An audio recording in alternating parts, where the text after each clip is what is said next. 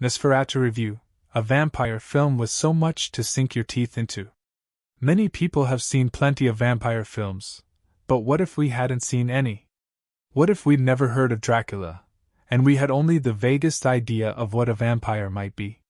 Welcome to the world of Nosferatu, written and directed by Robert Eggers. A remake of FW Murnau's silent classic, which in itself was a fairly faithful, if unofficial, adaptation of Bram Stoker's Dracula. This is a film that restores the mystery and magic to the concept of an undead bloodsucker by stripping away all of the vampire clichés that have built up since Murnau's original was released in 1922. Eggers is the ideal man for the job. Before he made The Witch, The Lighthouse and The Northman, he was so obsessed with Murnau's Nosferatu that he staged it as a school play when he was a teenager. He is also known for putting his own stamp on horror films by shooting them as if they were our house period dramas, and that's what he does here. The costumes and props are all true to the 19th century setting. The spectacular outdoor scenes are shot on location in the Czech Republic and Romania, and some of the indoor scenes are illuminated only by candlelight. At the start, when a top-hatted Thomas Hutter is hurrying through the bustling streets to his musty office, you could easily mistake him for Bob Cratchit in A Christmas Carol.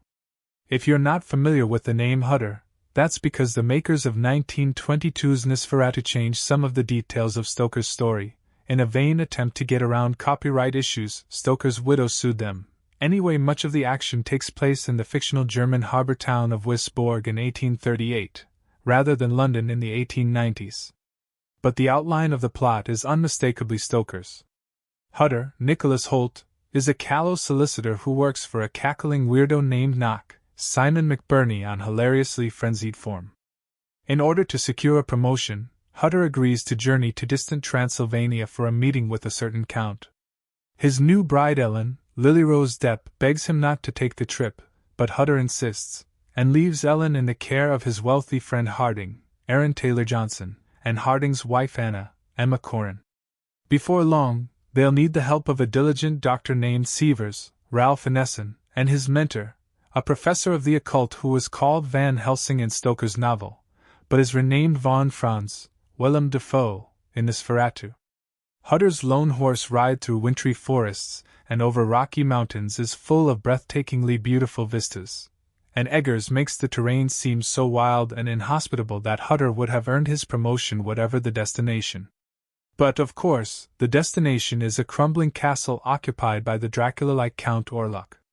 He is played by Bill Skarsgård, The Crow, John Wick, Chapter 4, not that anyone could recognize him underneath all the prosthetic makeup and the layers of heavy clothing. Eggers wisely keeps him at a distance, and in the shadows during his first scenes, but the creature we're eventually shown is more like a maggoty walking corpse than the suave seducer seen in most vampire films. Rumored to be a sorcerer who sold his soul to Satan in return for eternal life, Orlok has the fashion sense of Vlad the Impaler, a booming, vowel-mangling voice which makes it sound as if he is always at the far end of a tunnel, and the loudest wheeze since Darth Vader. He may never be as iconic as his 1922 counterpoint, and he doesn't seem as tragically lonely as he was when Max Schreck played him in Murnau's film, but the imposing, and decomposing, fiend that Eggers and Skarsgård have created is a Dracula/Orlok unlike any other, which is quite an achievement after more than a century of on-screen vampires. When Orlok begins his reign of terror in Wisborg, Eggers seems to be influenced by The Exorcist and Alien, two films that visit unearthly ordeals on grounded human characters. True, there are smatterings of camp humor, some more deliberate than others. Dafoe is enjoying himself a little too much as a hearty, mustache-twirling eccentric who goes around chirping, "The night demon has supped of your good wife's blood."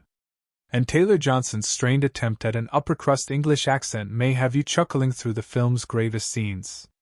But overall, Eggers takes his doom-laden tale bracingly seriously.